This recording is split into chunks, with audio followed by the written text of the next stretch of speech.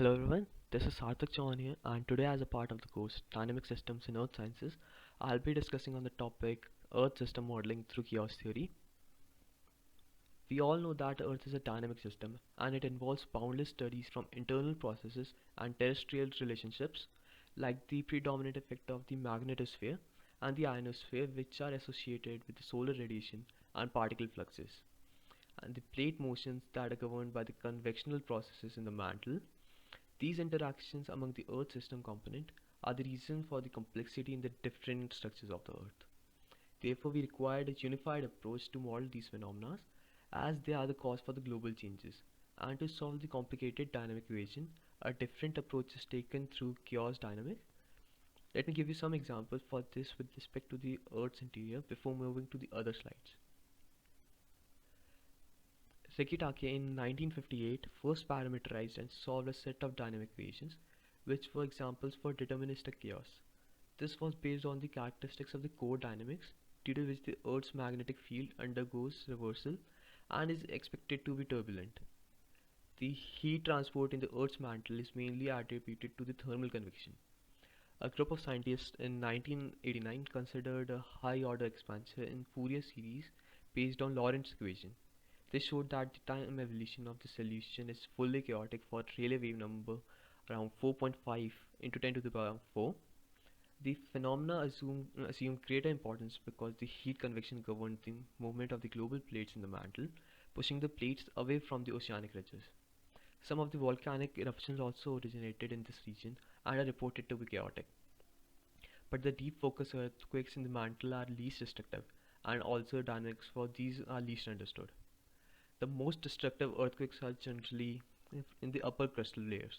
The earthquake of magnitude 8 or more may occur near the boundaries of the global plates of the continent or the oceanic boundaries. The recurrence of the great earthquake in Busan 2001, which occurred only after a gap of 183 years within the Indian plate, attracted attentions of different seismologists throughout the world. Now, the different chaotic methods have been used to study dynamic behavior of the crustal earthquakes, which occurred in different parts of the world. From this slide onwards, we'll be discussing on the case study for earthquake predictability using seismic patterns and chaos. And the area for study is the Hindu Kush ranges, which are located in the northeast of the Nanga Parbat at the western extremity of the Himalayas. This partial distribution of the earthquake focus in the region shows sharply defined east-west alignment, about 120 kilometers long and about 30 kilometers wide, and centered around the region marked with the blue.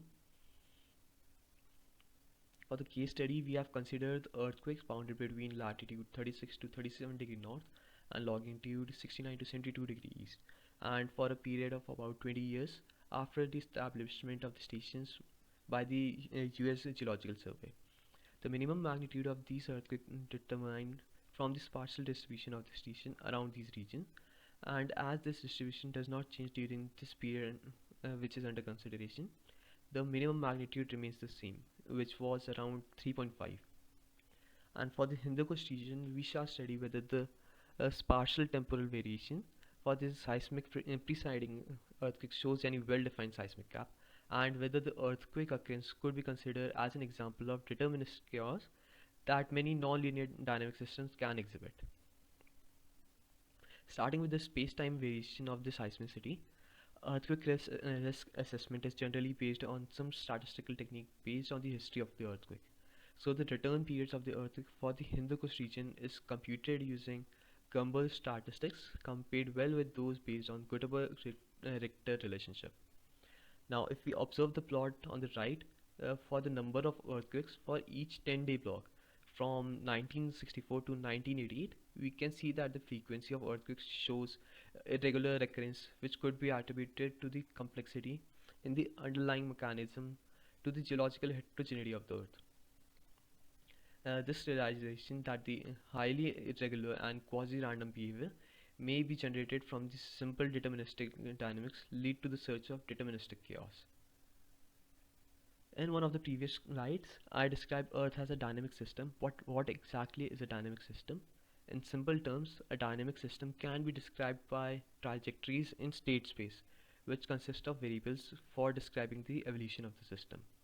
Normally, all the trajectories converge and remain on a submanifold of total available space.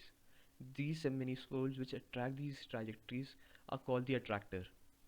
If we know the evolution of the system from an initial condition, we can predict the evolution for some other initial conditions too. Such attractors with integer dimensions are called non-chaotic attractors. But that is not the case here. Because the trajectories remain on an attracting submanifold that is not topological, and if the system is described by these equations, the system shows some randomness. Such manifold is a strange or a chaotic attractor which is associated with a new geometrical object called the fractal set. And as a non-integer dimension, the determination of these dimensions of the attractor help us model the system. In order to examine whether a system is chaotic, methods like Grasberg and Procasia's method and Lyapunov's exponents are widely used. In Grasberg-Procasia's method, the phase space of the dynamic system, given by the equation 1, is reconstructed by using an observed time series of number of earthquakes or any other desirable parameter x as a variable, and the time series for the same variable but shifted by n minus time lag, which is represented by the equation 2 in the slide. We also have the correlation function of the attractor CMR, that is given by the equation 3 for embedding dimensions m, where h is the Heaviside function, which ranges from 0 to 1, 0 being when x is less than 0 and 1 being when x is greater than 0. The dimensionality d of the attractor is related to the CMR value, and that is given by the relation CMR equals to r to the power d. The dimensionality d of the attractor is given by the slope of the CMR versus log r. This gives the strange attractor dimension. The minimum and the maximum number of parameters for predictability then can be a d plus 1 and a 2d respectively. Moving on to the method 2, Lyapunov's exponent. Here we consider a system described by n ordinary differential equations, that is dx by dt. This solution space follows the solution that started with the hypersphere of radius r. As the solution evolves, the hypersphere is deformed into a hyperellipsoid with principal axis et, and the Lyapunov's exponent can be given by the second equation, lambda equals to x with the x of the function 1 divided by t eit whole divided by r, with the limit of time tending to infinity and r radius r tending to 0. Lambda here is related to the concept of entropy in information theory, and also related to another concept, that is Lyapunov's exponent, which measures the rate at which the nearby trajectories of a system in phase diverge. It may be noted that in order to avoid superior results being obtained, the number of earthquakes n should be satisfied by Euler's equations, that is 2 log 10 n should be greater than the dimension d. We are going to use the Grasberg's Procasio method for the study, thus to obtain the correlation dimension attractor for the earthquakes in the Hindu Kush region. We have to find the CMR for different values of radius r using the formula for the correlation of the dimensions. If we look at the two graphs on the right, we can see that CMR plotted against log r value for tau equals to 10 days and tau equals to 20 days. To obtain the dimension d, we require a slope v of the straight line passing through the corresponding to each embedding dimension m.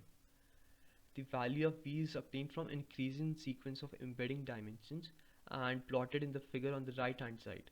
This gives us the fractal dimension d is around 6.9 for both tau equals to 10 days and 20 days for the attractor. And since the dimension is non-linear, it can be described as a strange attractor. Next up is the space-time variation of the seismicity, which can be started with a simple question: how does a major earthquake occur?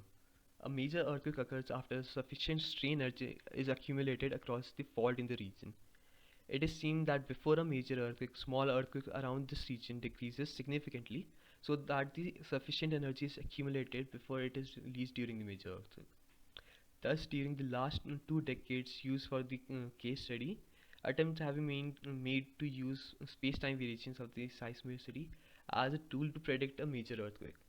In order to investigate such space-time variations, we have considered the mean earthquakes of magnitude 6 or greater. The lower detection threshold for the ISC for this region is taken as 4.0. Uh, the distance for all the earthquakes preceding the major events are plotted against the time. We have plotted the square of this distance against time as a space-time variation diagram. Here we are studying two major earthquakes of July 1974 with a magnitude of 6.3 and earthquake of November 1976 with the magnitude of 6.2.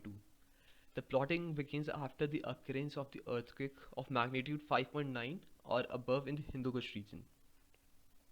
In the space-time diagram of the earthquake occurrence of this region, this period of quiescence is seen as a gap. Considering the seismic pattern in the Hindu Kush region, we can clearly see that the earthquakes are not necessarily preceding by well-defined seismic gaps. Finally, coming to the conclusions, we find that in case of the earthquakes, there is a wide regional variations, and for the Himalayan region, this number of parameters for predictability is larger than for the peninsular India.